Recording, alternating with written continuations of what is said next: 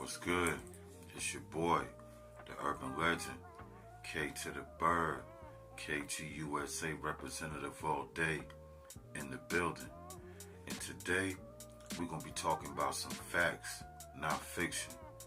And the artist we're going to be focusing on today, Sadat X from Brand Nubian. I'm about to put y'all on game on how we linked up and how we dropped a couple of classic records together. Facts, not fiction.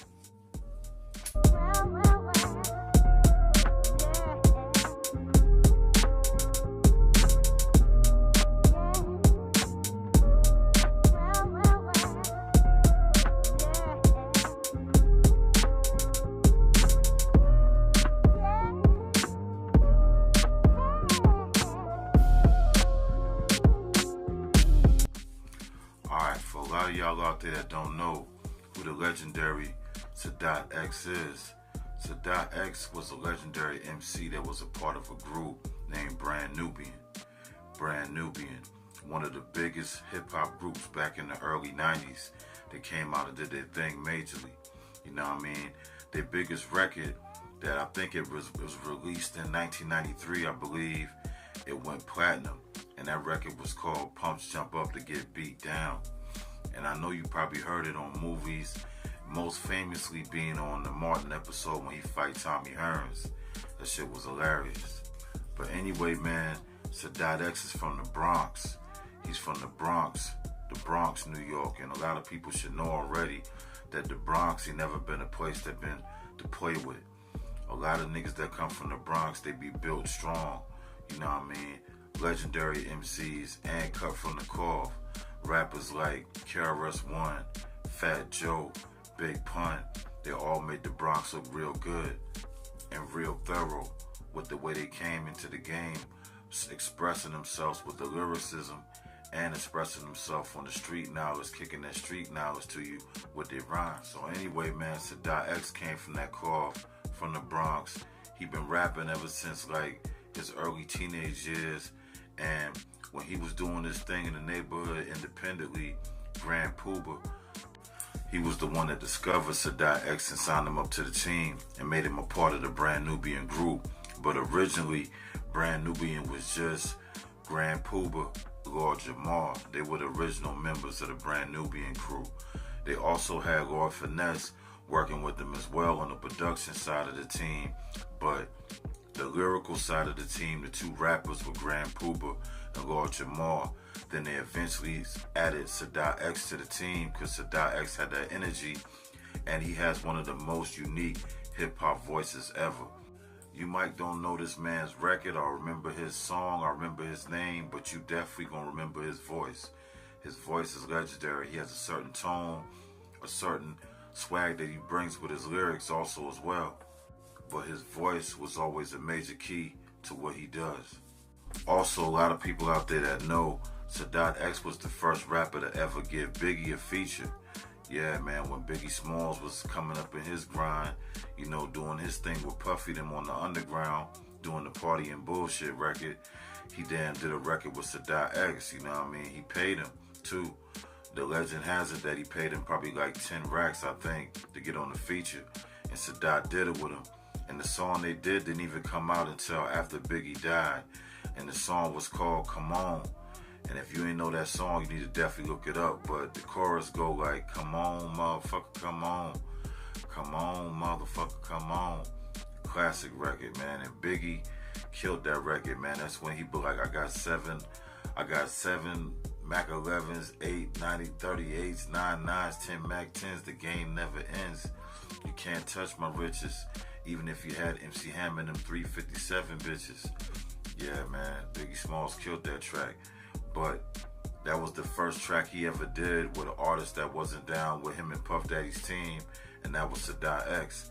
And you should look that song up, man. That song is legendary, and it came out on the Born Again album after Biggie died. But they put it out in its original form. So if you look that record up, it's not a remake. It's really the way that Biggie came, and it's really the way Sadat X came. And after that, man, Sadat X was holding it down with Brand Nubian, you know what I mean? They was like the first rappers that was out on that conscious message, kicking street knowledge and kicking the knowledge, you know what I mean, about the lessons, the 5% lessons, you know what I mean, also mixing that shit with lyrical street shit that people in the hood could relate to, you know what I mean. So they had a lot of success as a group, and then like in 98, they had a record that really made a real big impact on the game, and it was called Don't Let It Go to Your Head. You know what I mean? If you never heard that record, you should definitely look it up. It's got a real dope video. It used to always be on Rap City, 106 in Park and shit like that. It was a legendary record, you know what I mean? Don't Let It Go to Your Head. And it's just pretty much describing like how the rap game pretty much turned out now. Where, you know, they were making fun of rappers that was doing extra shit to get fame or doing clout shit to get fame back then. And it's crazy how if you look at that video now, it's still very relevant today, because niggas will do anything for clout and niggas will do anything for money when it comes to this music game, man. The music game real cutthroat. And these rappers like Sadat X always used to talk on that type of shit, always bringing consciousness to their rap, not just spitting anything. And that's the main reason why I wanted to work with him, you know what I mean? That's the reason why I really wanted to work with him and get him in the booth and do some music with him. So in 1998, with that song, Let It Go to Your Head, Sadat X dropped his first solo album. And that solo album was called The Wild Cowboy, with a lot of style, boy. Everybody that know Sadat X know about that album, and that album did pretty good. It went gold, and it was solid, you know what I mean? It was a real banging album, you know what I mean? If you never heard it, you should definitely check it out. It's definitely worth listening to. So after that, he went on his little solo run, man. He dropped a couple of more solo albums, and then shit went to the left for him, man. He got into some beef in the hood, in the Bronx, and he was carrying them Tulies on him, man, keeping that strap on deck. And he got caught up by the 12s, man, and got locked down. And he already was on probation for a past felony he had in the past, and he had to go sit down for a little while, man. If I'm not mistaken, Sadat did like, if I'm not mistaken, man, I think he did 5 years in the pen, man, straight up and down. And that was crazy when I heard about him going down. And when he was in there, he did a lot of interviews when he first came back, let people know his perspective. And he was saying, like, if you got a body or you a 5% in prison, man, they pretty much treat you all the same way they treat gang injunction. People that get locked up for gang affiliated shit, they treat 5%ers like another gang. Muslims, they treat them like a gang in prison, just like the Crips and Bloods. So he was saying the time, it didn't go by easy, but he had a lot of time to reflect and get his mind right, because he was like, he knew he shouldn't have still been on some hood nigga shit at that time, because everything he already accomplished, and he was like in his late 30s, but sometime a nigga feel like it's on, so they'd rather get caught with it than caught without it. Rather get judged by 6 than carried by 7. That's how that shit go. But in his situation, man, he took an L and shit went left for him. He did a little bit. And then when he got out, man, he started focusing, doing what he needed to do, getting back on his music grind, dropping his shit independently. And then after that, if you didn't know, he was dating the actor Regina Hall.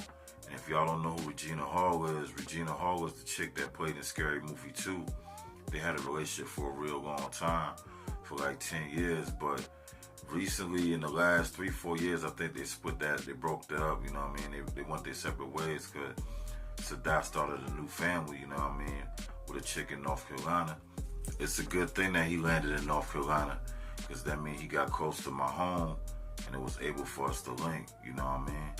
The way we linked up was that Sadat X moved closer to the area I was in, and I was surprised. He was living in North Carolina, in Durham, and you know what I mean, I've always did music and networked it with guys in North Carolina, you know what I mean? Shout out to my dude, Tef Kumanati, you know what I mean? He's an artist in North Carolina, Durham area that does a lot of networking, and through the people that I knew in North Carolina, you know, I stumbled across the right person that I had a relationship with him and knew where he worked at, and said, yo, I got his phone number, we can then link with him if you want to link with him.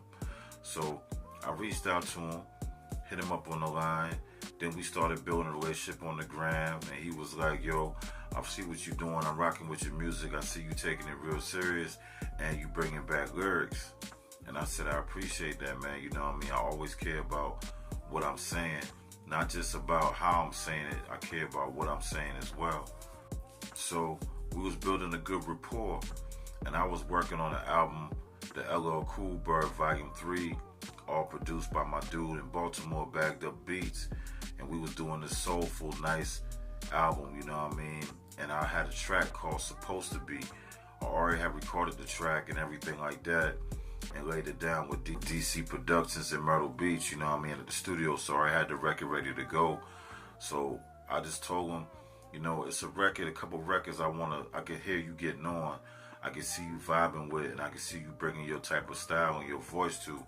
So I sent them 3 records, and it was Supposed to Be, I sent them Working It Out, and I sent them, what's the other song called? Keep On Moving. What's the third song? Keep On Moving. I eventually put an artist from Carolina on that song, Chaos 843, Chaos. Shout out to Chaos, man. He came through and held it down for that track. But anyway, man, I sent the 3 tracks off of Sadat X, and he said, yo, I'm liking all 3 of these one, man. But the one that got me in here rapping right now, that got me freestyling to it, is that Supposed to Be. You know what I mean? And that was a song talking about relationships, you know what I mean? Talking about how your relationship is with your woman and what it's supposed to be like, you know what I mean? So that's what we was rocking with, it's Supposed to Be. So I sent him the record, he sent the record right back, you know what I mean? Within 48 hours, I got the record back. He killed it, brought in the good lyricism. But it took a lot to get that record cleared because he's still signed to a label. If I'm not mistaken, he's still signed to Epic or Universal, one of the two. But I had to go through a lot of paperwork to get that song out on every platform and release, you know what I mean? But Sadat was real cool about it, you know what I mean? He understood how this game works for independent artists. He understand that we need the contracts, need your signature. And I think his girlfriend or his wife, or I would say his wife, they had a baby together, is like his manager, so they both were real helpful in trying to get this record and everything out there, you know what I mean? Because after Sadat dropped his verse, man, that record sounded like a masterpiece. And he wanted people to hear it just as much as I did. So, man, we went back and forth doing a bunch of correspondence with TuneCore and giving them all the paperwork they need to see, because he's an artist that's already signed to a major label. And a major label always trying to get their cut and getting documentation of everything that's done. So we had to do a lot of paperwork, had to send a lot of paperwork in, and we finally got it in motion and got it submitted, and the track got released, man. So it came out on an album. It got released and it came out on the LL Cool Bird Volume 3 album, you know what I mean? So if you haven't heard that record, man, you should definitely look it up and stream it. It's a classic, you know what I mean? It's got a classic vibe to it. Sadat X came through right, dropping those bars. And after we did that song, man, he liked it, I liked it, and it got a good response so much that we did another track together called Stay Down. And the Stay Down track came out on the Bird Print album. But ever since that, man, me and Sadat X be cool. We be talking, going back and forth. He lived close to my area, so you know what I mean, we always shopping up. He's a good dude, man. He's really a good dude. Always about teaching the babies, man. Always about speaking the truth to the people. And you know what I mean? He always been on that 5%er type shit, dropping the knowledge and giving niggas the lessons. And that's what he do with his music, you know what I mean? He a legendary artist in my book. He's always been one of the best lyricists, and he has crazy delivery. And if you don't know about Sadat X discography, you should look it up, man. He didn't work with Biggie. He didn't work with Jay-Z. He didn't work with Wu-Tang. He didn't work with Nas. He didn't work with everybody. Mos Def. He didn't work with Black Thought. He didn't work with everybody, man. KRS-One.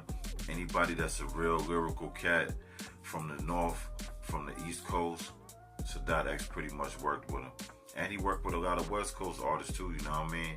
A lot of new school artists, you know what I mean? I know y'all thinking like, damn, that nigga probably too old. I can't rock with that nigga. He too much from the old school. But Sadat X, he know how to come to the new school, man. He got a lot of new records with Jay Worthy from Compton. You know what I mean? He also got some records with a lot of other independent artists on the West Coast that y'all might not be familiar with, but it's definitely worth checking out, man. I'm telling you, the music be banging, and he's got a unique voice. His voice will always stand out. Once you hear him once, you're never gonna forget him. He got a unique tone, something like an artist like E40, but he got a flow that's like an East Coast rapper like DMX, but he got some E40 tone, a unique voice, and a nice flow. So if you're not familiar with Sadat X, you should definitely look him up, get familiar with the music, and you should definitely look up the record that we got out together, Sadat X and K Burr, Supposed to Be. I guarantee you're not going to be disappointed. It's a classic record. And that's all today for the Facts Not Fiction. I just want to chop it up with y'all real quick about my homie, the big dog, Sadat X, a real true OG. You know what I'm saying? Hip-hop legend.